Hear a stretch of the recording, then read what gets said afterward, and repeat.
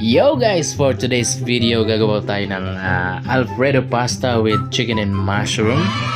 Naisipan ko lang to kasi nga gusto kong bumawi kay Commander para mamaya maka-score tayo ng 3 points. At yun na nga, wala nang intro. Siyempre kapag nagigisa tayo, una nating pinapainit yung mantika.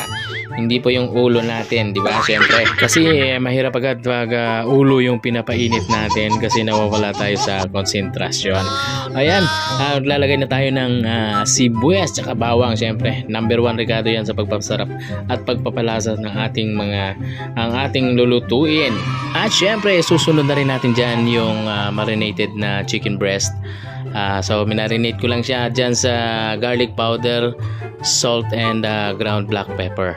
So para magkaroon ng extra flavor bago siya isote. Ayan. At syempre mag-additional na rin tayo ng